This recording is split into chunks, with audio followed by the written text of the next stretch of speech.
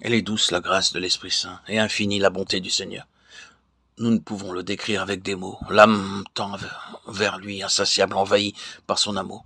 Elle a trouvé le repos en lui, et a complètement oublié le monde. Ce n'est pas toujours que le miséricordieux accorde cette grâce à l'âme.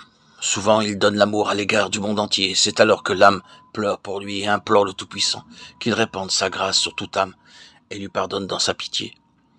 Notre âme désire savoir quelle fut ta vie avec le Seigneur sur la terre. Mais tu as enveloppé ton secret dans le silence, comme ce n'était point ta volonté de livrer tout cela à l'Écriture. Tout jeune, novice, je priai un jour, et la prière de Jésus fit irruption dans mon cœur. Et voici qu'elle y habite désormais, pour toujours. Un jour j'étais à l'église et j'entendis la prophétie d'Isaïe. Lavez-vous, soyez purs, Isaïe 1,16. Et il me vint la pensée de savoir si la mère de Dieu avait péché, ne serait-ce que par une seule pensée.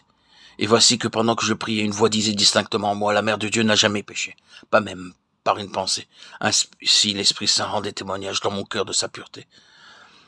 Si la vie de la mère de Dieu est, en un certain sens, cachée dans un silence sacré, le Seigneur a cependant fait connaître à l'Église qu'elle embrasse dans son amour le monde entier, que dans l'Esprit Saint, elle voit tous les peuples de la terre et en a pitié. Que les hommes sachent combien est grand l'amour de la toute pure Mère de Dieu à l'égard de tous ceux qui sont dans le péché. J'ai expérimenté cela pour ma part. Je ne connaissais pas la Mère de Dieu, mais le Saint-Esprit me la fit connaître. Voilà plus de 40 ans qu'elle me visita, moi pécheur, et m'instruisit. J'en serais mort, moi misérable, mais j'entendis sa voix, je recueillis ses paroles. Ce que tu fais me répugne, elle était si pleine d'amour, si agréable, si douce, et ça était sa voix, que je ne puis jamais oublier ces mots si doux, et ne sais comment remercier, moi pécheur, la Mère de Dieu, pleine de grâce et de miséricorde. Tout au ciel vit et se meut dans l'Esprit Saint, mais il est présent également sur la terre. Il est présent dans notre Église. Il vit dans les saints sacrements, dans la Sainte Écriture, dans le cœur des fidèles. Il fait l'union de tous. Et c'est pourquoi les saints nous sont si proches, nous écoutent, si nous les invoquons, et notre âme sent qu'ils intercèdent pour nous.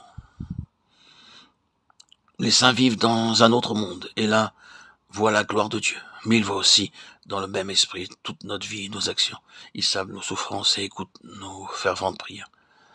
L'Esprit Saint leur enseigne l'amour de Dieu durant leur vie terrestre, et celui qui possède cet amour sur la terre entre dans la vie éternelle, et là au ciel l'amour grandit et atteint sa perfection. Et si ici-bas l'amour ne peut oublier son frère, comment plus les saints se souviendront-ils de nous et prieront-ils pour nous?